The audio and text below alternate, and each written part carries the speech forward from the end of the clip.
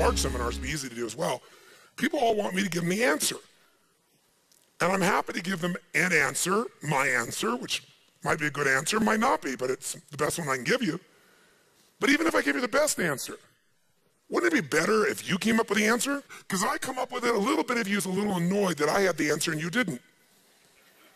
First, you're happy to have the answer. Then later on, you're a little pissy because you won't, oh, I could have thought of that answer. I'm doing the show for NBC. It's called Breakthrough with Tony Robbins.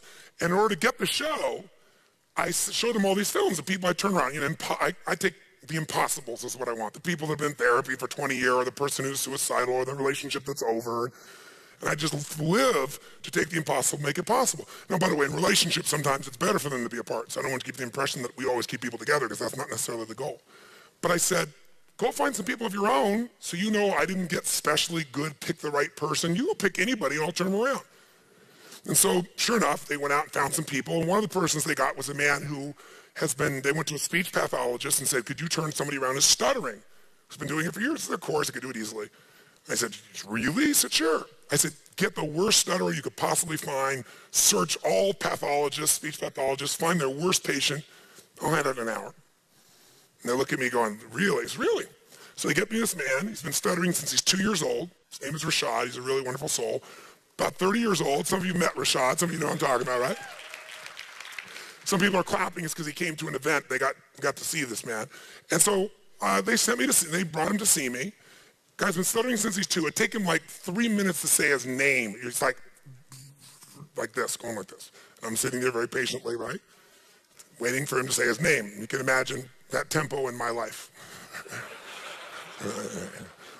So anyway, he finishes his name, and the long story short is, you know, I get him to stop stuttering within 20 minutes, within an hour completely, within 5 hours, because I want to change his whole life, not just stop his stuttering, change everything. And I got him to remember a moment in his life when he started stuttering. And he couldn't remember. I said, what's the earliest memory you have in life? By the way, how am I influencing him right now? Guess who else is starting to search for the earliest memory in their life?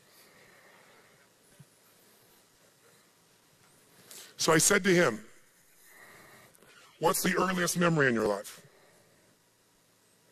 And he thought for a while, he was, I don't know. I said, I know you don't know, but if you did, what would it be? And he finally says, I was 2 years old. I was eating cereal with my brother watching cartoons. I said, okay.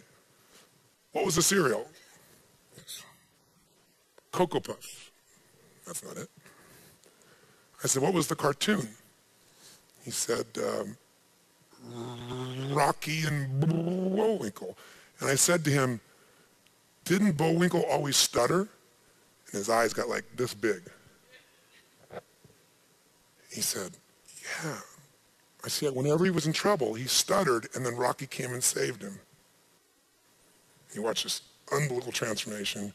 I said, something happened before that day, because whenever someone has locked down that day, you have a memory before it, you've just blocked it. I eventually got him to remember the night before his father had brutally beat his mother.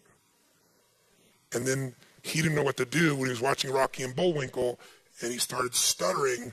And sure enough, Rocky comes to the rescue. His dad stopped beating his mother because he had to deal with his son stuttering out of control. So unconsciously, he became the problem, so the father had to focus on him instead of beating up his wife/mother. I said, that worked really well for a 2-year-old, Rashad, but not very good for a 30-year-old, Rashad. Does it?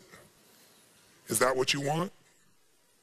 All of it is setting something up and asking the question. Anyway, the transformation was incredible. The next day, the reasons people clapped in the room is, I mean, the transformation was amazing. I had him find a part of himself that was like a warrior, because he was kind of a beat-down guy, and he got up in front of 5,000 people and just took the place. I mean, it was like, if NBC had not found him, they thought for sure he was a plant, you know, that I'd done this thing, because he looked like an evangelist speaker, and I didn't tell him anything except, I'm probably going to call on you tomorrow. All right, that's all I told him. He took the stage, and then I brought him a Date with Destiny, and I picked him for the most difficult process in Date with Destiny, and no one in the room who wasn't in the first seminar knew, no one could tell he ever stuttered. So the reason I tell you the story, though, is guess what happened at the end? He wrote me a letter to thank me and told me that it was the most incredible experience of his life, but it took him 3 weeks to deal with something. And what was that? And it was that I had cured his stuttering and he hadn't. That God should have got the credit, not me. And I said, well, I give God all the credit. That's why I sent back. He said, no, but I realized, my wife said, are you crazy? Are you insane? But that's how much we have a need for significance. Some people want to have their problem and keep their problem, even though answers are all around them, because they want to be the one to solve it. Just remember, human needs drive everything. And for him, the need to be significant was very, very high. And if he didn't do it in his belief system, then it wasn't as significant. So even though it was euphoric, he even went back and started stuttering again so he could kind of like have a problem. And so his wife pointed this out to him, and then all of a sudden it became very clear and he shifted. Now I tell you all that though to come back to you, which is what I want you to do in a memo. Here's your memo. And then I'll ask you. Your memo in the room, what I have people do is instead of coming to me for the answer, because if they came to me for the answer, I give them the answer, and what happens? They like it for a while, and later on, he did it. No, not everybody's that way, don't get me wrong. But I told you the story because some people are Rashad. Their whole life has changed. Everything's more than they could ever dream of, and later on, there's something inside of them pissed off about it. So if I can be part of what helps you, but you do the major work, or you make the final thing, you're going to own it more. So what I would do with people is I'd say, simple. Here's your problem. I want you to write down what the problem is and describe it in 2 sentences max. This is your memo. 2 sentences, crystal clear that anybody will understand it. If you have to write more than 2 sentences, you have to tell them a paragraph, the question doesn't work. It has to be maximum of 2 sentences, ideally 1, so crystal clear anybody can understand it. That's number 1. So you write that down. You write down, define the problem with precision. Describe the problem or the request. And sometimes it's not a problem, sometimes it's a request. Can we turn the air conditioning up? Can we turn it down? Can we have lunch at whatever time? Can we do this? Can we do that? Whatever the request may be. So you write it down. Then the second thing I have them do is describe 3 solutions to their request or problems. 3, and I use keywords, 3 cost-effective, intelligent, viable solutions. Might be viable, time viable, resource viable, whatever the case may be, viability. So what are 3 intelligent, practical, viable solutions that you believe we can implement, to solve this, or to meet this need? By the way, why do I have them come up with 3? Someone tell me why. 1 choice is no choice. 2 choices is a dilemma. Until you have 3 choices, you're not at choice. That's my rule in life. You may not like all the choices. Whenever you think you have 1 choice is no choice. If you got 2, you're in a dilemma. There's always at least 3 choices. Plus, I'm making that person become a problem solver. If I solve the problem, they'll just have a new problem for me to solve. But if I can teach them to be a problem solver, the game changes. How many follow? Now, sometimes this is less efficient, but with a mass audience, it was very efficient. And then they turn that in, and then I have a choice. I can now respond back by saying, circle, I accept your request, or I think solve the problem, we'll do it with your number 1. Or I could modify it, I'm willing to do that, but I think we need to do this, and this is the way to do it. Or I could reject it and tell them why. And then we'd have this communication. It was very efficient.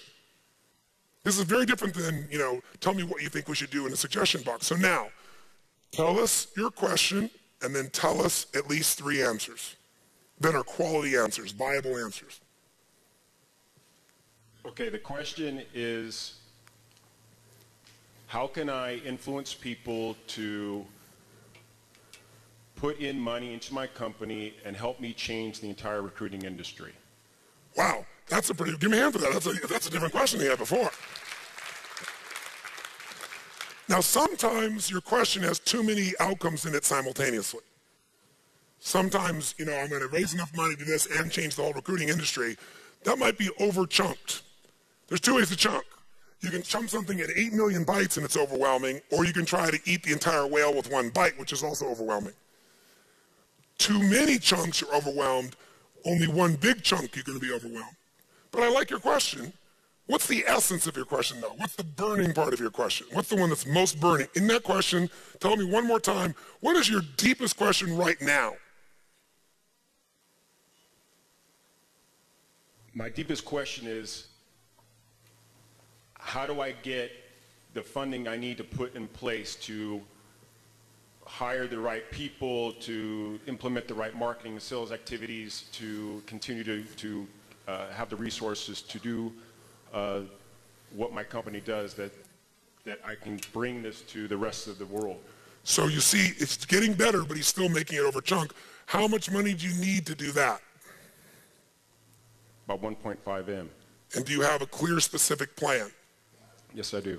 And does it have a track record that you can manage? Yes, I do. And do you have management that people who are investors would say their participation would significantly reduce my risk? Yes. Then what's your answer? Give me three. Give me three clear answers that are viable, intelligent, practical, and you could act on immediately. Go on Twitter. Ask who wants to change the whole recruiting industry and make it simple and easy for any hiring manager, for any job seeker to apply for positions. And by the way, you can make $1 million in 3 to 4 years. That won't work on Twitter. There's only 140 characters. Okay, who would like, the answer is go to Twitter and ask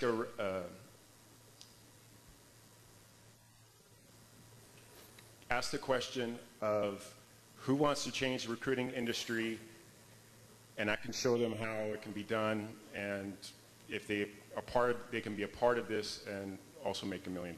Okay, so that's one approach. Go to a medium online, Twitter might be one example, where I could get people's eyeballs and make a request where it's very compelling, both in a sense of transformation and economic return. How many follow? Okay, give me another answer. Go out to my personal network and just start talking to people and showing them what my system does and what the growth potential and our management team, and then ask them to be a part of it. Great. What's the third answer? Continue to talk to venture capitalists and continue to tell the story to them about how we're progressing. Great. And I bet you could come up with 3 more right now if I asked you to, couldn't you? Most likely. Yes. So what do you feel right now differently than a few moments ago, if anything? I know I can make this happen. That's right. Give him a hand, first of all, for that right now. That's the process. Why? Why? Why do you know? Because I've been in this industry for so long. I know where all the holes are. I know how companies waste a bazillion amount of millions of dollars a year. I know how inefficient the recruiting process is. I know how laborious it is. And our system takes about 80% of that and completely wipes it away. Great. Now I want you to notice something. Clarity is power. By making himself be more clear, be more brief, be more precise in the form of a real question that's actionable, and then just demanding an answer in a state of certainty, he's got them. But most of us don't have this as a discipline.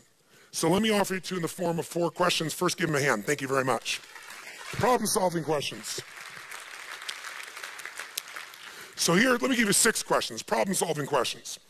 The first question I ask when a problem comes up, the most important question, is not what the F, not why did this happen to me, not who screwed who to make this happen. The first question is, what's great about this, or what can I learn from this? Immediately, it's like, what's great about this? What's great about this? The first question I tend to ask is, what's great about this? Now, by the way, the answer I often get initially is, what do you think? Nothing. Because if you're in a lousy state, you go, what's great about this? Your brain's going to go, nothing, you idiot. And I go, I know it looks like nothing, but if there was something great about it, what's great about this? And I demand the answer. By the way, seek and you shall what? Ask and you shall. And I don't care who it is. If you ask with authority and certainty, you get an answer. I'll give you an example. A friend of mine came to see me one time years ago. He was at his wit's end. He was a lawyer, and he had been in partnership with another lawyer, a friend of his, for, I don't know, 12, 14, 15 years. Let's say 15 years rounded up. And one day, the partner of his had a midlife crisis and decided he didn't want the pressure of being a partner in the firm, and he quit the firm. He just announced to his 15-year partner, I'm out. I'm moving out. I'm moving away. I'm getting a divorce. I don't want to be a lawyer anymore. I'm out. I'm leaving the firm. And now he's got reputation, money, overhead, all this stuff tied to him. So he comes to me, he says, Tony, I can't handle this. I can't take on his cases. It's going to hurt our reputation. I don't have anybody else I can bring in here. We're both still in the building phase in this firm. Without him, also with sweat equity in this thing, just go hire somebody who can't work. And he is on and on and on and on, and he's pissed off and he's frustrated, and underneath it all, he's scared, really scared. He doesn't know how he can keep the thing together. He can't keep the overhead, and so I let him talk on and on. So I look at him and I say, I just have to ask you a question that you're going to think I look like an idiot, and you're going to say, stop being Tony Robbins. But I can't, it's me. So I have to ask you the Tony Robbins question. He said, what's that? I said, what's great about this? And I said, I know on the surface it's the most absurd question to ask. That's why it's the best question to ask. The best question is often the one everybody else thinks is absurd. Because what everybody else thinks like is why everybody else is stuck. Right? You ask the question nobody else would ask. And one of the greatest questions to ask is, what's great about this? But make yourself come up with the answer. If you can't come up with it, change your state and ask it. So I changed the state by saying pussy boy and finally getting him to laugh. First getting a little pissed off. I don't mind getting somebody pissed off because when they're angry, energy goes through their body. I can take anger and convert it into something else that's different than defeated. Does that make sense? You know, so I get him angry and then he'll playful, and finally he goes, well, I said, look me in the eye and tell me you loved your partner and wanted to be with him forever. Tell me you wanted to have sex with him. Come on, tell me. So what am I doing? Breaking his what? So once I break his pattern enough, he goes, honestly, he said he's been a pain in the ass for the last 8 years. I said, what's great about this? He said, what's great about this is it makes me no longer settle for the wrong partner. And when he got that, it changed the meaning and it changed the game instantly just by answering this question. How many follow this? Say aye. What I've been endeavoring to do, and what Chet and all of us have been endeavoring to do this week, is give you the answer to the question of what's great about this economy. How many starting to get what's great about it now? Say aye. Because now you have the ultimate advantage when you look forward to recession. When you look forward to it, it's not being harsh. We're just like, yeah, give me the recession, baby. Give it to me. When you can do that, it's not some fake positive thinking, rah-rah BS, but it's based on intelligence that says there's no greater opportunity than now for me to be able to build my business where the costs are lower and the opportunity is greater. There's never been a time, if I can just keep my wits about me, be strong, be intelligent, keep focused, apply some of these disciplines. How many agree? Say aye. So we've been trying to answer that question for you without saying it to you. Because once you get that answer, the game changes. So sure enough, I ask him, okay, what's great about this? And he starts, what else is great about it? I don't let him tell me one thing, because what makes things stick is stacking. One after another after another. What else is great about this? He goes, well, I don't have to settle for the wrong partner anymore. He said, also, I can't really afford this location, and I don't really like where our office is. Where we are is 1,000,000 miles away from my house. So now I would have been stuck here because he lives near here, and I'd never want to push him. I'd be stuck here for the next 5, 10 years, driving with worse and worse traffic. You know what? I could get my office. I have to finish the lease, but I could then move to the beach. I got an office looking over the ocean. I love the ocean. Now, by the way, what do you think's happening to his state? Okay, I'm not stuck with that bastard anymore. I used to be upset with leaving. And I'm not stuck in this location. Oh, wow. Okay, what else? What else? He said, well, I don't know. What else is great is it's going to make me grow. It's going to make me get out of my box. It's going to make me, and when I get enough of these things to state change, I go to the next question. I said, okay, what can you learn from this? He said, I can learn to never settle again because I knew in the beginning he was wrong. Good lesson. What else can you learn from this?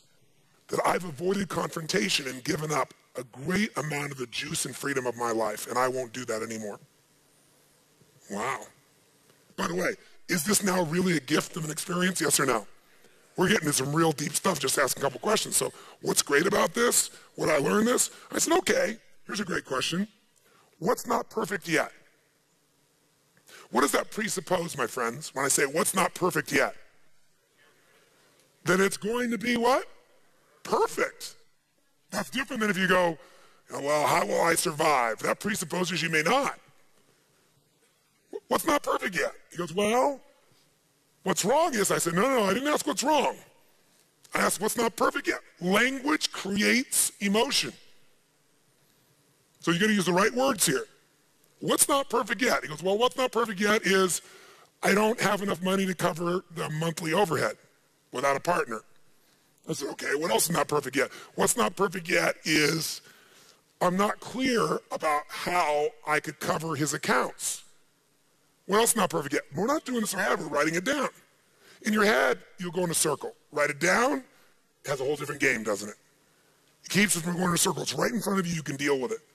So guess what? We come up with what's not perfect yet. As we're looking at what's not perfect yet, I said, okay, now here's the question. What are you willing to do to make it the way you want it? What are you willing to do to make it the way you want it? He said, what do you mean, what am I willing to do? I'm asking you point blank. See, people that are willing to do anything at all to make it the way they want it, they'll find a way. If all of you in this room think about your business and you think about what you want your business to become, or you think about your life and you think about what you want your life to be like, you think about what it is you say you want, what are you willing to do to make that happen, to get that funding? You tell me. Anything? Because if you can make a list of all things you never would want to have to do to raise that money, and you can look at yourself in the eye and go, I'm willing to do all of these things as much as I hate them, and your gut can do that, I'll tell you what will happen. You'll raise the money and you won't have to do probably 90% of that, but you might have to do 10% of it. But most of you don't ever look at it. You don't realize there's something inside of you you're not willing to do. And you're afraid you might have to, and so you don't do everything that's necessary to raise that money. You go to the 90% and then you go, gosh, it's just, I'm not there yet. I know I'm going to get there. You got to get to that point where what are you willing to do? Because if you're not willing, you might say, well, here's what I'm willing to do. I'm willing to, he says to me, I'm willing to take this on and stop. I'm willing to take this on. I think the first thing he said is, I'm willing to take this on and find a way to either grow the firm or shrink it and keep it above the line. I'm willing to do whatever it takes to keep the firm above the line. I'm willing to do whatever it takes to make it not go broke. I said, well, what else are you willing to do? Well, I'm willing to make it profitable. I'm willing to work extra hours. I'm willing to, if necessary for the next 6 months, double cover cases. I'm willing to call in favors. I'm willing, and we write it all down. How many are following this process? Then there's another question you got to ask yourself that's also very, very, very important, and that is, what am I willing to not do? In other words, I'm willing to do this to make it work. What am I willing not to do to make this the way I want it? What am I willing to do? But then what am I willing not to do to make this the way I want it? And I use this confusing language on purpose to break his what? You're willing to do this, what are you not willing to do? How many follow this? You know, I'm not willing to whine. I'm not willing to become a defeated man over this. Right? I'm not willing to be in a position where I live in fear and stress every day. I don't have to. I can just decide how I want to make it work, and I'm going to make it that way. I'm not willing to make him my excuse for being frustrated every day. That starts to solve the real problem, doesn't it? And then finally, how can I enjoy the process? How can I solve this? How can I create this, but also enjoy it? That was like me going outside in the jacuzzi. How can I enjoy the process? And he said, you know, I could make my son my partner. I said, what? He said, my son is graduating from school, and honestly, there was no space for him here. We couldn't afford to bring him on. But I'm thinking, that's so stupid. I could mentor him. We could be sharing together. He could be in the firm here. If this place was at the beach, he'd want to be there for sure. So would I. And he came up with this whole vision. And in 5 or 6 questions, he went from depressed, overwhelmed, no future, to the life of his dreams is now being created because of this gift that just happened in his life. That's the power of questions. We were at lunch for an hour. But, you know, the minute he got that this was great, what was great about this, the job was 80% done. How many follows? The minute you go from problem to question, you start to find the solution. Because answers only come from new questions. Now, I did change his what? Well, I asked the question, change his what? And that's what you got to do as well. That's why I said you got to know what does it that influences people. It's the state they're in, and it's their blueprint. The state is the mental, emotional state they're in, which you can change by changing their physiology or their focus. The blueprint is that they're trying to meet these needs. And they have a map. His map was, I'm supposed to have a partner, we're supposed to do this, and supposed to do that, and then that gets me where I want to be. My new truth was, he wants love, he wants significance, he wants certainty, he wants variety, he wants growth, and he wants contribution. I'm going to get him to see that this meets all those needs. But if I tell him that, he'll doubt it. But if I ask him these questions, he'll find it, he'll tell me, and it'll be true. How many follow the difference here? Okay? By the way, who would these questions be really good to ask of? And by the way, can you feel the room right now? What are you feeling right now? How many of you are like in your head really thinking right now, but let me see your head, really, you feel the energy room is very different, like people inside going like, what is this thing, you know? Could it really be that easy? 6 frickin' questions? But I'll tell you a secret, you must ask these from a great state, and you must make yourself come up with many answers, and you must write them down. A, you must ask them from a great state.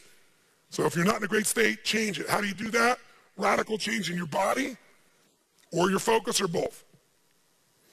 2, you got to ask them from a place of certainty.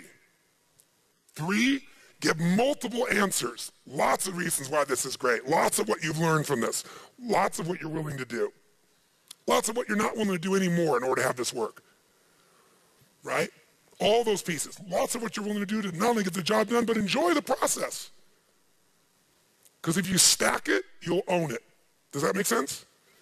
So you can do this with yourself. You can do this with anyone else. This is an ultimate discipline. What will get you in a good state in the morning is if you ask a few good questions. So let me try this for you.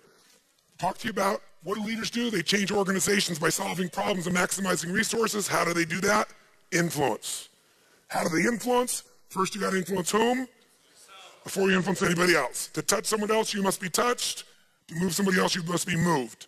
How do you do that? Start by feeding your mind from now on. Feed it something strong, something alive. Consistently have a ritual that feeds your mind. Because if you let what's going on now buzzing in your pocket, on your computer screen, flashing on the television, we both know, all of us know, it's not going to empower you for the most part. That's not to say you shouldn't pay attention. You just can't make that the primary dietary input of your life, emotionally, psychologically, and financially. Do you agree with me on this, yes or no? So find biographies, history, principles, solutions. Spend 95% of your time there. 5% keeps you updated on what other people are experiencing out there. Okay? 2, condition your body. The body affects the mind. 3, ask quality questions. I've given you a whole series here that you can ask to solve any problem. Remember, I don't have a problem. I only have a problem because I haven't found and formed the right question and demanded from myself the right answers or sought the answers. Whenever somebody comes to me and says, I got a problem with what you said, I'll say, that means you have a question about what I said. What's your question? See, as long as it's formed as a problem, there's no way to solve it. You can't solve a problem that somebody else owns, but you can answer a question.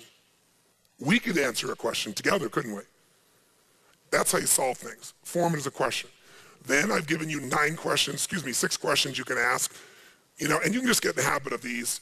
Get them in your body, put them on a card, put them in your book, put them wherever it is you carry with you, your computer, your phone, and to glance at them after a while. Just go, okay, time to solve the problem. Look down, ask the question, ask the question, ask the question. Ideally, though, write down the answers. It'll be more powerful if you write it down by 5-fold. If for some reason you can't write it down, at least do it mentally. But demand the answer in a strong state and stack it. Now, you can also get other people to do it by creating a memo system or something like that. You can also do it by having a new discipline. In the company, there are no problems, there's just questions. So what's the question we've got to answer? Let's form the question effectively. Let's all work on the answer together. Now, another question you might have. You might ask yourself, well, how do you change somebody's state? Just ask the right question. If you ask some people, how's it going? Wrong question. Yeah, how's business for you? Is that a good question to ask most people right now? No. But if I were to ask you right now, all of you in this room, honestly and sincerely, tell me something. If you were to be honest about this, and you weren't, feigning that, you didn't want to look like you're being immodest, you're just being truthful. I bet there's some aspect of your life, something in your life, many things that you've done in your life over the course of your life that you're proud of. Or that you could be proud of if you just let yourself and didn't think it was improper to be proud. What's something in your life you're really proud of? Really proud of. That if you were to really stop and focus on it and take the time to appreciate it, make you feel damn proud. Proud of who you are, proud of someone in your life that you've touched or influenced, proud of something you've accomplished. that if you were to forget everything else and just really focus on this, you could feel damn proud right now. How many can think of something you could be really proud of? Let me see your hands. Say I. What about that are you proud of? What's it about that makes you feel proud?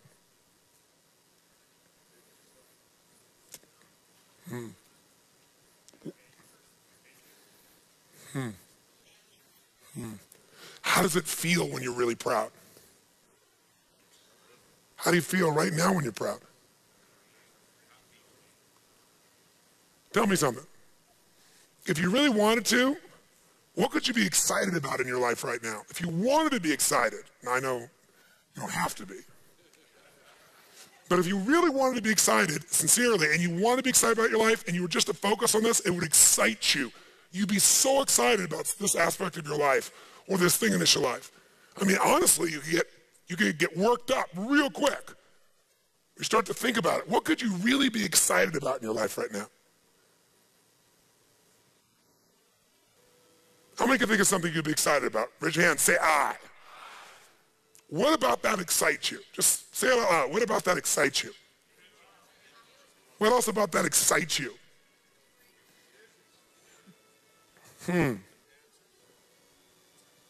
How does it feel when you're excited? How many feel different right now than just a few moments ago? What are you grateful for? If you wanted to be grateful right now, what could you feel grateful for?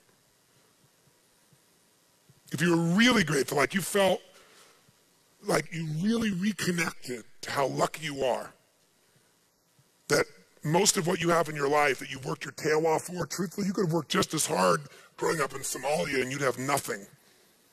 You might even be dead or damaged by a mine you stepped on.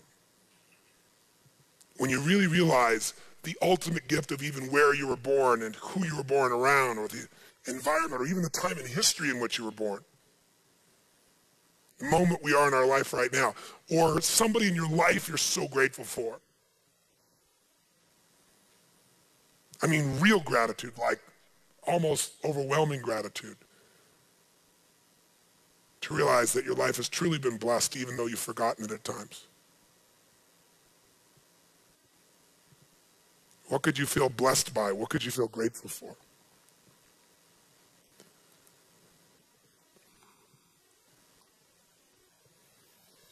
How many can think of something you're really grateful for, or someone you're really grateful for?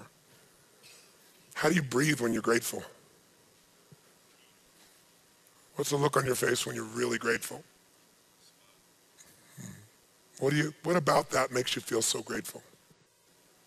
What about that makes you feel so grateful?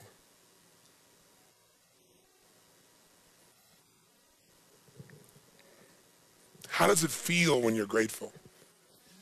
Make a sound, whatever sound that would be of gratitude. Make the sound of gratitude. Just instinctively go.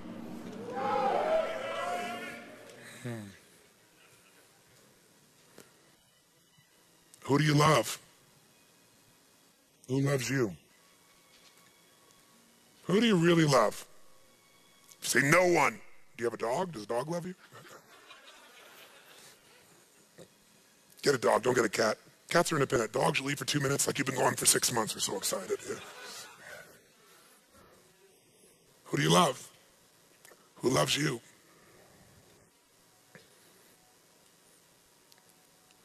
What about that person do you love? What about you do they love? I have no clue. How does it feel when you're in love? With life, with a person?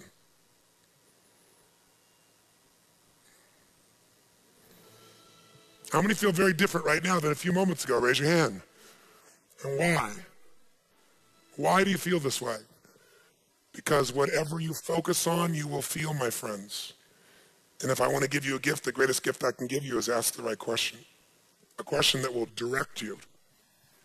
And notice I didn't tell you anything for the last 4 or 5 minutes. All I did was ask you questions. But how does it feel? And guess what? Everyone has questions. All you got to do is get a little curious again. Get curious. Get back into a state of wonder. You'll have all the questions you've ever wanted. How many questions can kids ask? Too many, right? Get back in that state. So let me ask one more question and answer it, and I'll wrap up with this. Many of you have said, how do I influence people when I'm speaking from the front of the room? I've heard several people come up and say, how do I do an effective speech? Well, that's a nice question. Let me offer you an answer. Because the question is not so much what you're going to say.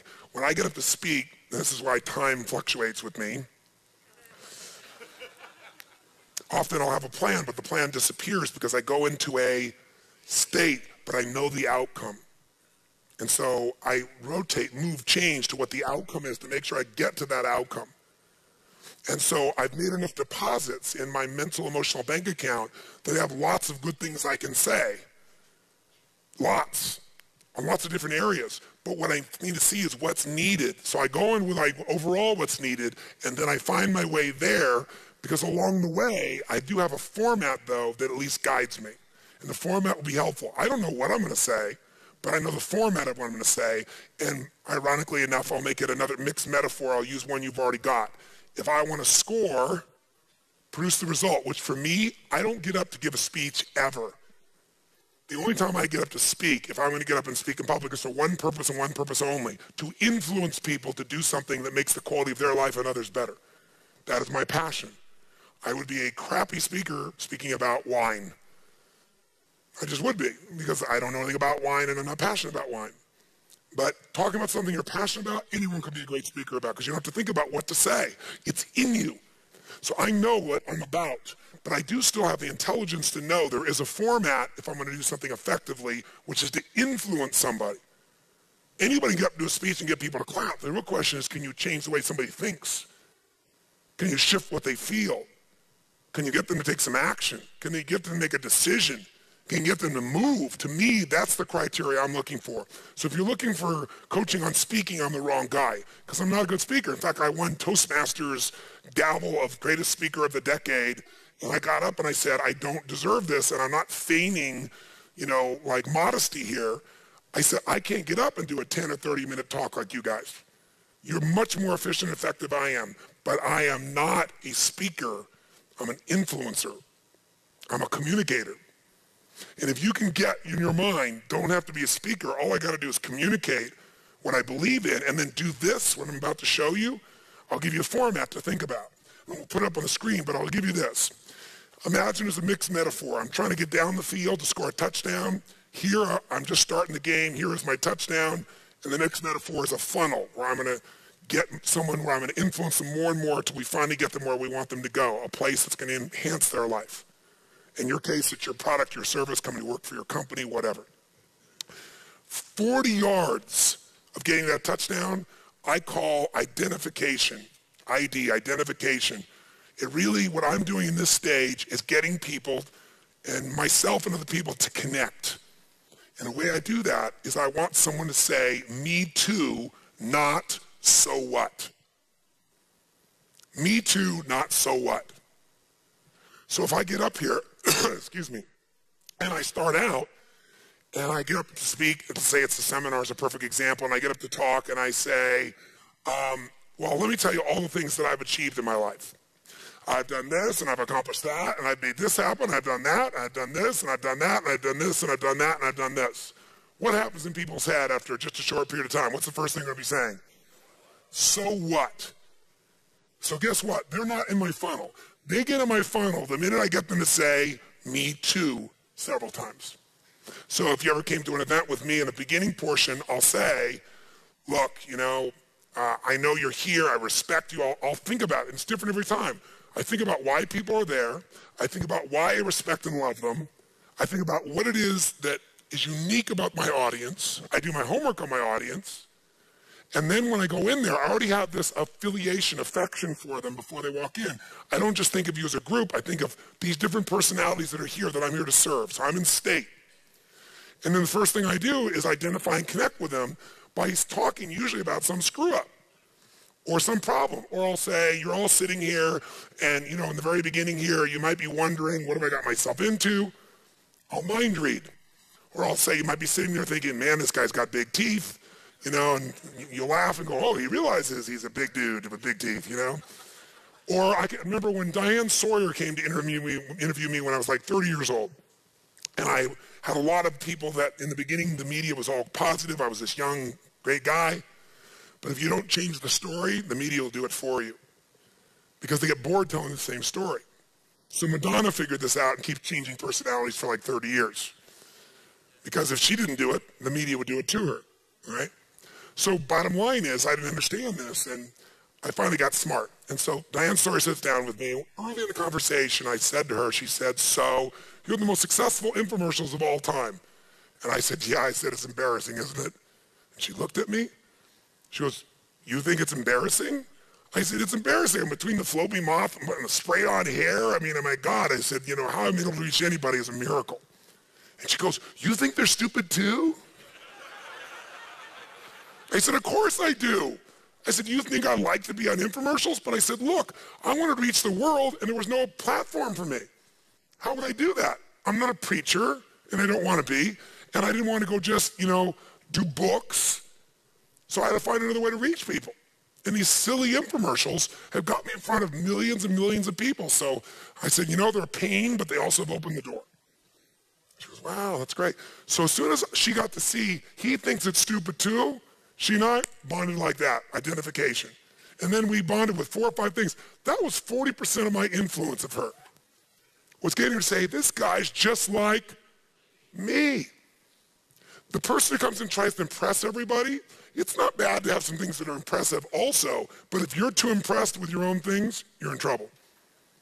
Because people are going to say, so what? But if you can say, damn, you know, I'm telling you this, and there's a phrase I use because I had to find a way to share it, but I said, I'm telling you this not because, you know, I'm not trying to impress you, but it impresses me, you know, and people laugh because they go, oh, he gets it. He gets it. What you can do in this area is I mind read. I'll be in an event I'll never forget, and these people are really pissed off and everything else, you know, and I said, you know, a lot of people here I know are probably thinking, what the hell is this white boy, it's an all African-American audience, what the hell is this white boy doing here lecturing us? And they couldn't believe I'd say that. You know, he probably never played basketball in his life. I said, you'd be wrong. I did something for them to go, I like this guy. There's something about him that's like me. You know, he's gutsy or he's crazy or, well, he's just a real guy. This is the majority of what you got to have to influence somebody if you're going to influence a group of people. Me too, not so what. Now, if that's 40 yards, 10 more yards get you halfway there. You know what the 10 yards is in influencing? It's logic and reason. Logic and reason, the firewalk, you know, I do that seminar with somebody, the logic and reason, the seminar's 5 hours, 6 hours, 7 hours, whatever the hell it really is. I don't know, I make it up in my head, it's probably more than what I think. But whatever number of hours, people are out of their mind at the end. But you know what? How much of that is the logic and reason how to walk the fire? 5 minutes, maybe I'd take 20 minutes to explain it, but it's 5 minutes. I could explain it to you in 5. How to do it, what to do. But see, I got to influence you to do it. See, most of that is getting all the Me Too stuff so you can see, okay, it's not crazy. The logic and reason, how to do it, that's easy. Now I'm halfway there. Now I divide the rest of my talk into 2 parts. And that is the third section from the 50-yard line, 25 more yards in, you're almost there, you're 2/3 way across. This is called attack and confess. Attack and confess is this. If you're going to influence somebody, the best way to do it, very simply is, be in a position where whatever objection someone's going to have to what it is you're trying to influence them to do, you bring it up first. And you attack the problem. You attack the objection by confessing you've been guilty before. So for example, if I knew I was trying to influence somebody to, let's say, master time management in their life, I would say to them at this point, let me just tell you something. It's the most crazy thing in the world. Everybody knows that their time is the most valuable thing they have in their life, right? Everybody that I know wishes they had more time and knows that's not possible. Everybody you know has more to do than they have time for. Everybody knows that they need to get much better at managing their time. But when you try to offer them a tool on how to be able to manage their time or a seminar or a coaching session, what do you think they say? I don't have the time. Is that the most stupid thing you've ever heard? I mean, think about this. What kind of idiot, and we've all done it at times. I've done this. I've told myself I don't have the time. I've told myself so much time. I've talked to myself so much about it all the time. The time I talked about it, I could have got it done.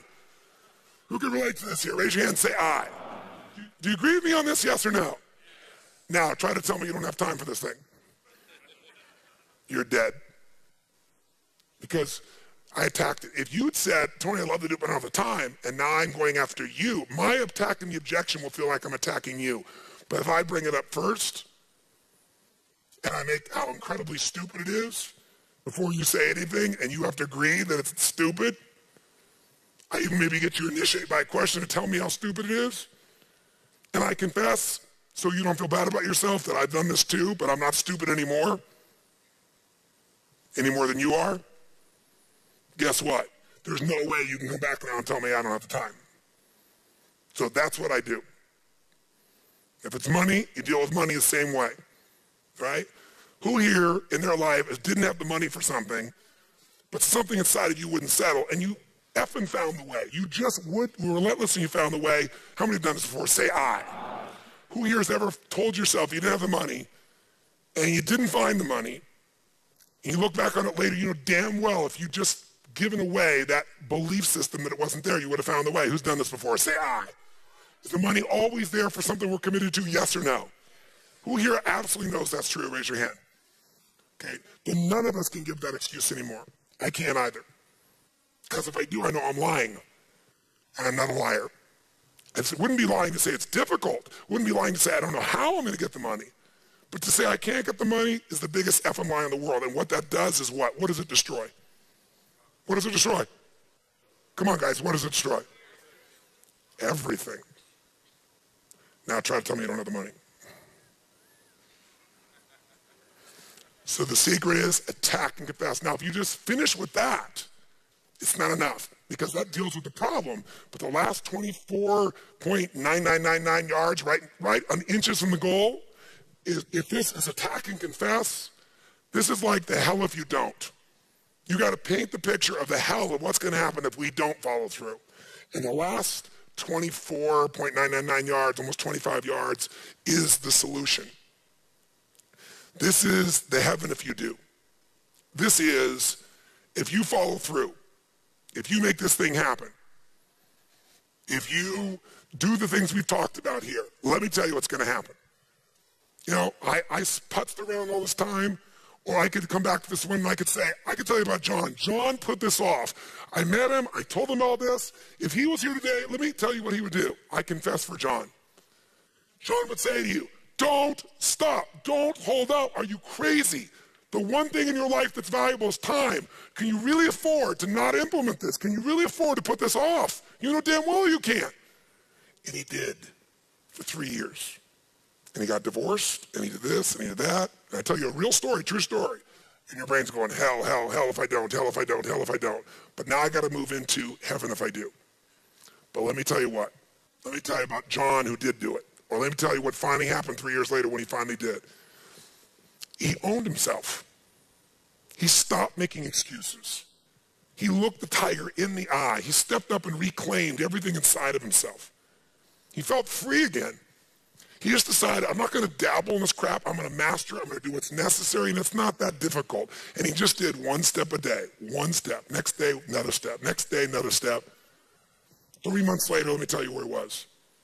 A year later, what time was. It's been 3 years. Can I tell you what his life's like now? Here's what his relationship's like. Here's what his finances are like. This is what his joy is like. This is where his life is today because he followed through. And then the last inches to go. If you do all this and you don't do the last piece, it's over. And that is, you got to ask for the action. Influence is about asking for the action. If you do everything else, but you don't say, okay, John, let's go and assume the sale. Or, okay, John, are you in or are you out?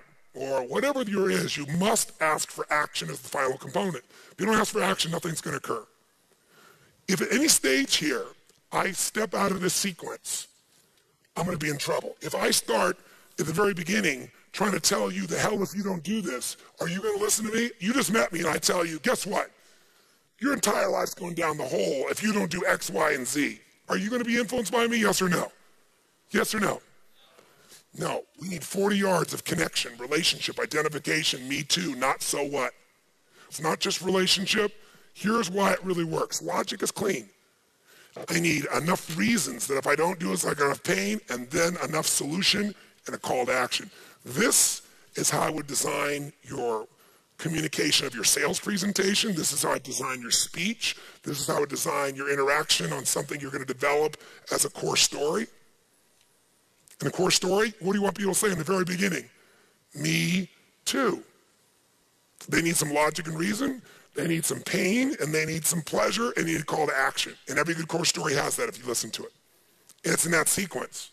Because if I said the dog bit Johnny versus Johnny bit the dog, same elements, but is it the same experience? Not if you're Johnny, right? So the sequence plays a role. Is this helpful? So you can always say, I'm gonna go communicate a message. First, I gotta connect sincerely. I gotta be able to have people say, me too, not so what. What do we have in common? What can I show where I've screwed up and where I've done well, but how do I get people to identify with me and how do I identify with them? What's the logic and reason? What's the story I'm telling that's sincere and real, but it attacks the problem, it attacks the objection, it attacks the limitation, it attacks the restraint before they bring it up. If you wait till they bring it up, now you're attacking them. How do I attack it? Confess I've been guilty or sincerely confess for someone else. Always be accurate, don't BS. Then I paint the solution, and then I call for action. Okay? So how many have seen my TED Talk? Okay? So I did this talk. This man, I go to meet him, and I didn't want to come for an 18-minute talk, but I came because some friends said, please come do this. So I'm doing it as a gift. And I go up, and he's going to meet him. I said, I understand that, you own TED now. And he says, yes, oh, you're Tony Robbins. This is how our relationship started with Chris. I said, yes. He goes, oh, you're that motivator? I said, yes, actually I am, but that's not how I look at myself. I said, you could call me that. I said, actually, I'm more of a coach, and if I inspire people as a part of that, that's nice, but that's not the essence. I'm more a strategist. But he wasn't listening, so I just shut up. I was wasting my breath. He decided who I was.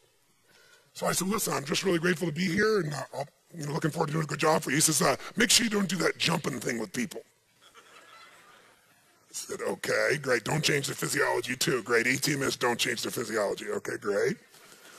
And then he said, well, he introduced me. They had somebody on right before, and the energy in the room was through the floor because the person was talking about something complex, and, it was difficult. It wasn't a bad speaker, just you don't teach string theory in 18 minutes. It was something like that. And he gets up and he goes, well, the energy was really there. He goes, well, now we have Mr. Motivator, Anthony Robbins. That's how he introduced me. We'll see what he can do now, won't we? Right? Right? That's my introduction. And then he wanted to say, he had a very publicized divorce years ago. I've been married for 10 years since that time, right? And my divorce was not a negative thing. He's highly publicized. I've never seen any place. He must have done some research on the internet. That was my introduction. Here he is, Tony Robbins. So what do? Part of me is pissed off, wanting to say, what the F are you talking about? And I came here to give a gift. I'm here to try to serve, and this is how you're going to introduce me? But, people get their little things. Chris and I are really good friends now. But, he had his impression, right? So, I got up, and I made some joke about, first thing I said, wow, you must do really good research, because I didn't see any publicity of my divorce, but I guess, you've done some homework on that, right? And I just kind of acknowledged it, is all I did. I said, but I will tell you, my former spouse is very happy. And by the way, you won't see that in TED Talk because they cut the introduction, all those pieces, because it would have been embarrassing. It was terrible the way it was introduced. But then I got up and I said, listen, I got 18 minutes. Can I just tell you something? The shortest seminar I do is 50 hours, 50.